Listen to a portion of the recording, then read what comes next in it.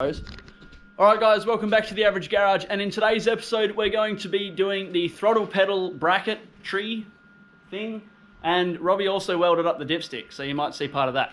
Anyways, I'll show you what we did, and you'll see it all, well, you'll see most of it of what we did, of what the footage that I've got, but yeah, did the pedal bracket, did the dipstick tube, and we'll probably do some other bits and bobs. I'll probably put the engine and gearbox back in this episode, because as you would have seen in the last episode, I had to pull it out again so we could cleverly disguise a nub that was in the K-frame, which is now gone. So stay with us and let's get to it.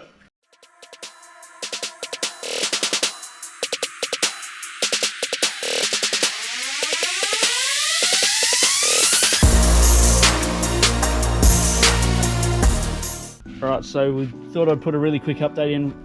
Me and Robbie are fabbing up the throttle pedal at the moment, by which I mean Robbie's doing most of the fab work. So we're just eyeballing at the moment in where it's going to sit, and we've had to move some wiring out the way and make a bit of a pedal adapter plate up. So we're using part of the old throttle pedal to bolt it to the firewall.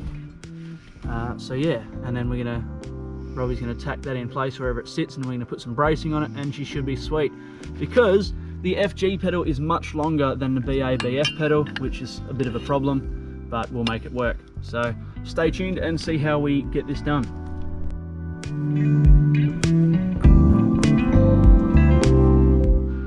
Alright, so looking at the dipstick here, you can see these two gold marks. That's where the bracket was welded on originally, or brazed on. And down there is where we welded it on now. Robbie welded it on because he's the welder man.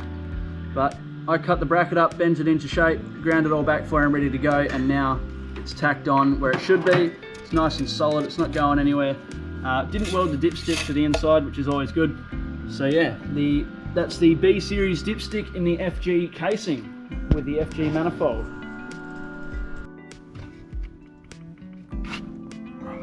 Alright, so there we have some pedal bracketry. We used the original pedal bracket as well as some 6mm flat bar and some 3mm flat bar. These are different to the B series throttle pedals, which was a little bit tricky to work with, but we made it work, and in the end we got the pedal sitting quite nicely. It's nice and solid, and yeah, I don't think I'll have any dramas with that. We originally welded it a little bit too close to the brake pedal, but we were able to rectify that by just knocking the tack weld off and moving it over, re-welding it all, braced it all up.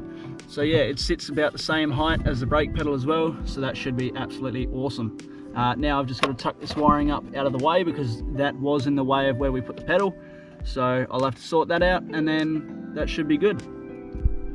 Now this stuff gains heat super easily and it retains it really well, so it's very easy to burn through it, and it's very easy to burn your fingers on it, especially like I did when I ground the bits off.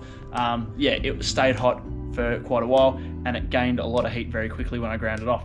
So that's a quick rundown as to how I've mounted the oil dipstick. Yeah, obviously do it however you wish when you do your conversion, if you do one, but that's just for reference of how I've done it, and if I need to bend it or move it later, we can tackle it when it comes to it, but hopefully I don't have to. Anyways, let's move on to the next thing, which is fitting the engine and then fitting the gearbox again. Once we've done that, we might get into the braking system, or we might get into something else, so we'll see where we go. Alright guys, so Kieran's here, he's my mate, apparently. He comes here on occasion, and he's going to help me put the motor in, or the engine I should say, so we're going to, yeah, do that and see what issues we run into now. So let's get to it.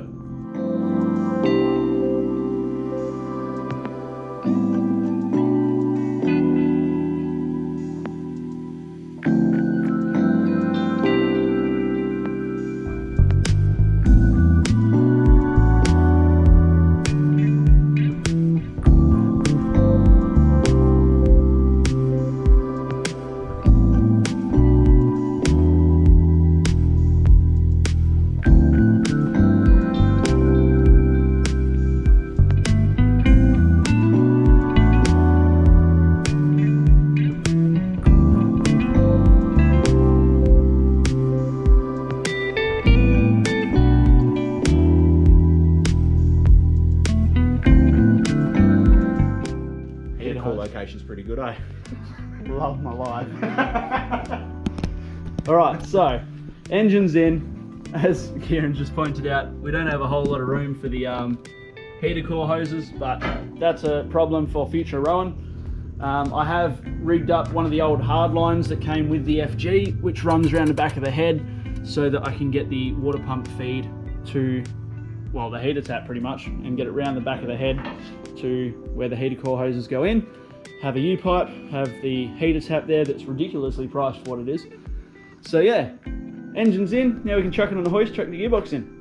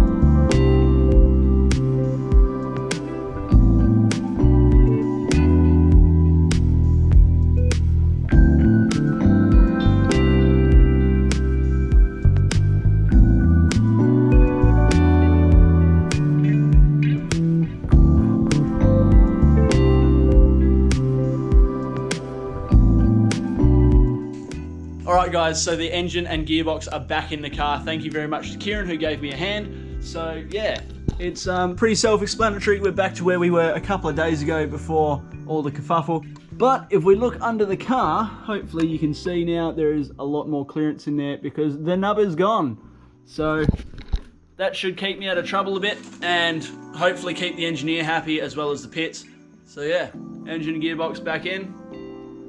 Alright, so now the engine and gearbox are in, we can move on to putting the brake master cylinder on and bleeding the whole system, as well as we might start touching on the wiring, and then we're going to send it off for a drive shaft. So that's all to come, so make sure you stay tuned.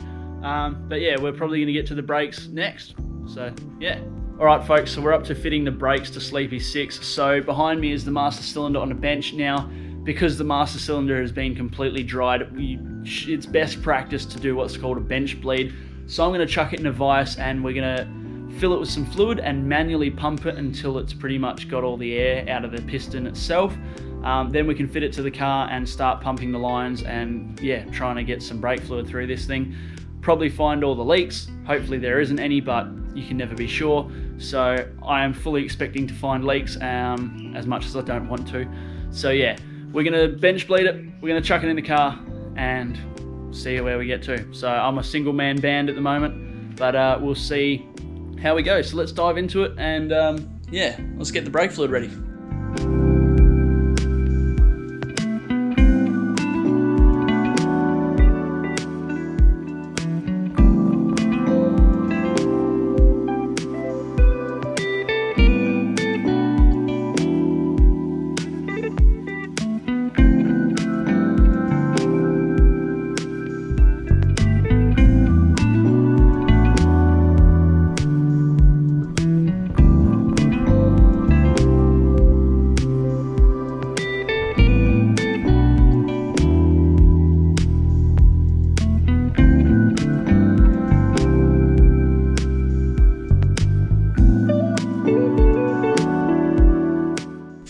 Okay guys, so I tried to bench bleed the original master cylinder that I'm pretty sure came off the car, and it didn't want to bench bleed at all. It just didn't.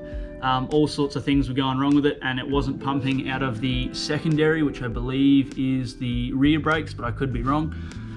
So pretty much this is one that I've got as a spare, chucked that in the vise and it bled up okay. So I've just chucked it back in the car and quickly nipped the lines up just before it can leak the fluid out and lose its sort of prime, as you will.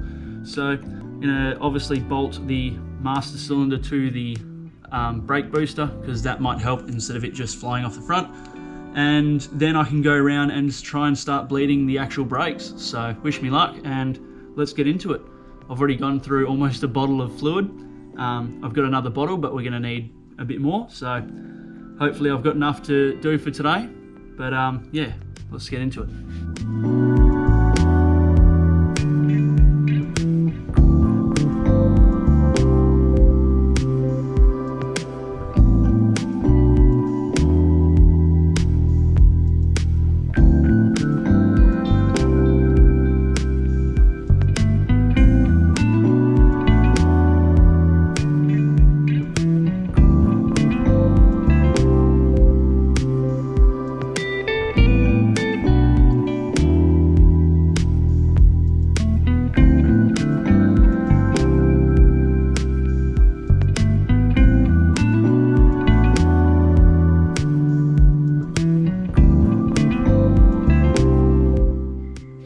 folks, once again, the shed is an absolute mess. However, I've made some progress and I'm absolutely stoked. So thank you to my missus who came and helped out. She was pumping the brake pedal for me. So I took all 4 wheels off so it's nice and easy to get to, and you can see the brakes are all fresh and shiny, new pads, new rotors, the calipers are all painted up, all that sort of stuff. So yeah, when all this water dries, I'll be able to see if there's any more leaks. I did forget to tighten the 2 nuts that come through from the from the engine bay into the inner guard here. But I can't see any leaks at the ABS module. I can't see any leaks at any of the fittings or any of the brakes where the flexi line goes into the calipers or anything like that. The other half has said that the brake pedal feels okay. So I'm going to jump in and have a feel for myself. But yeah, it seems like it's bled up okay. I can't see any real leaks, and I managed to clean this secondhand. This is the spare master that I had, and I managed to clean it up alright, so it actually looks okay. And yeah, let's have a quick bo peep at this pedal, because I don't want a spongy pedal.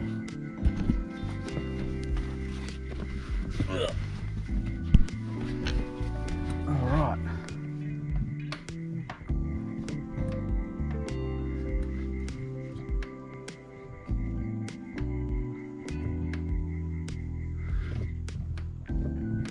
There's a bit of a clicky noise that I can hear. Not sure what that is. I think it might be the brake switch, but I'll have to have a look at that.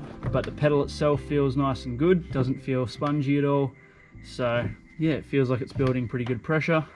I'm just going to hold my foot on the pedal for a while, just leave some pressure in that system, and hopefully it should make any leaks obvious, because now it's got pressure on it constantly. If there is a leak, it should actually show, because I'd rather find it now than while I'm driving down the road.